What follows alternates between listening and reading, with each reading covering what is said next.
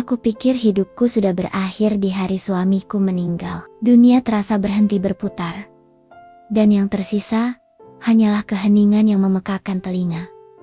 Tapi aku salah. Aku tidak pernah menyangka di tengah puing-puing hati yang hancur akan datang seseorang. Seseorang yang membuatku percaya lagi bahwa cinta bisa tumbuh bahkan dari hati yang paling patah sekalipun. Sudah 3 tahun aku hidup dalam kesendirian ini. 3 tahun sejak kecelakaan itu tidak hanya merenggut nyawa Dimas, suamiku, tapi juga merampas separuh jiwaku. Di rumah besar peninggalannya ini, satu-satunya teman setiaku adalah suara roda kursi yang berdecit di lantai tegel yang dingin, dan detak jam dinding yang seolah menghitung sisa waktuku yang kosong. Setiap sudut rumah ini menyimpan kenangan tentangnya, tentang tawa kami, tentang hidup yang pernah begitu sempurna. Aku terjebak di dalamnya, tak mampu bergerak maju, hingga suatu hari takdir mengirimkan sebuah kejutan. Seorang pemuda sederhana datang ke pintu rumahku, membawa sebuah map lamaran kerja yang sudah sedikit lusuh. Namanya Raka.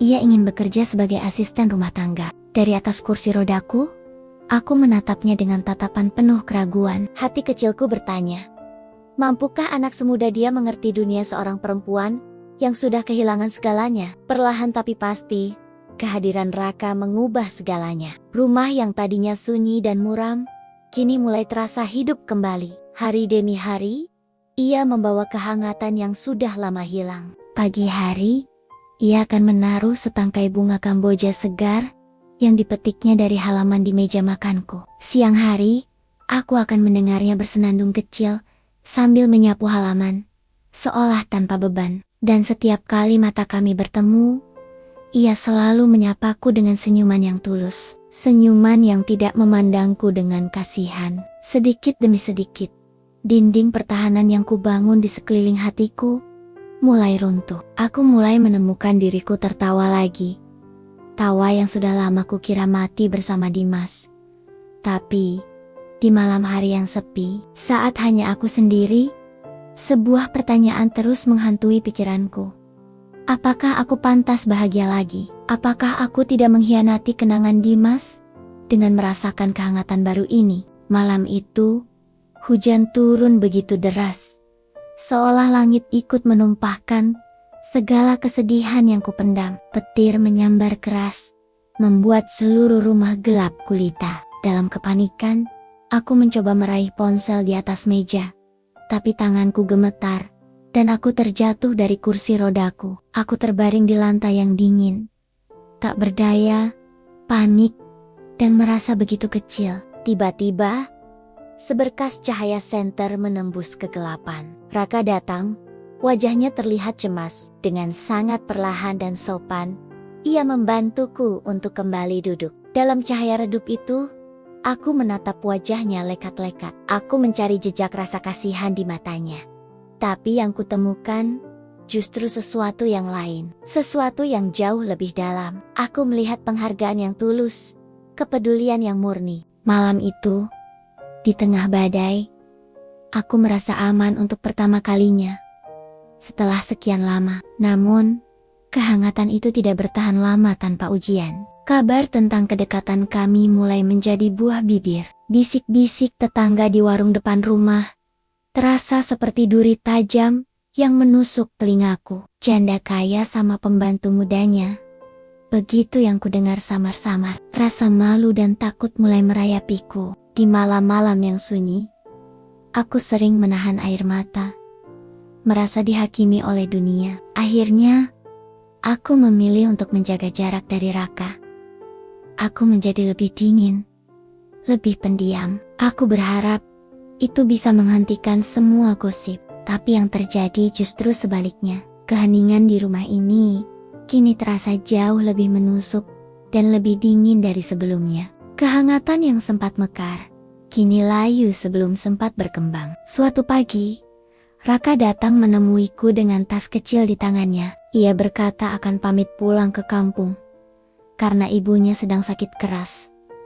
Jantungku seakan berhenti berdetak. Aku menatapnya lama, mencoba mencari kata-kata yang tepat, tapi semua perasaan yang ingin kuucapkan tersangkut di tenggorokan. Akhirnya, yang keluar dari bibirku hanyalah sebuah pertanyaan lirih. Kalau kamu pergi, siapa yang akan mengingatkanku untuk tersenyum, Raka? Ia menatapku, lalu tersenyum kecil. Senyum yang sama tenangnya, seperti saat pertama kali ia datang. Kalau ibu sudah bisa tersenyum tanpa saya, katanya lembut. Artinya, saya sudah berhasil menjaga yang paling penting, hati ibu sendiri. Kata-kata itu menghantamku. Di balik kesederhanaannya, ia memberiku pelajaran terbesar. Sepeninggal Raka, rumah ini kembali sunyi. Tapi kali ini, sunyinya terasa berbeda. Bukan lagi sunyi yang mematikan, melainkan sunyi yang memberiku ruang untuk berpikir. Kata-kata terakhir Raka terus terngiang di kepalaku. Aku tidak mau menyerah. Aku memutuskan untuk mencoba berdiri lagi. Bukan hanya secara harfiah, tapi juga untuk jiwaku. Dengan alat bantu, aku mulai berlatih. Aku jatuh, lalu bangkit, jatuh lagi, dan bangkit lagi. Setiap rasa sakit di kakiku menjadi pengingat bahwa aku masih hidup dan aku masih bisa berjuang. Beberapa minggu kemudian, pagi itu begitu cerah. Saat aku sedang berlatih di ruang tamu, pintu depan terbuka. Raka berdiri di sana, kembali dengan kabar ibunya sudah sembuh.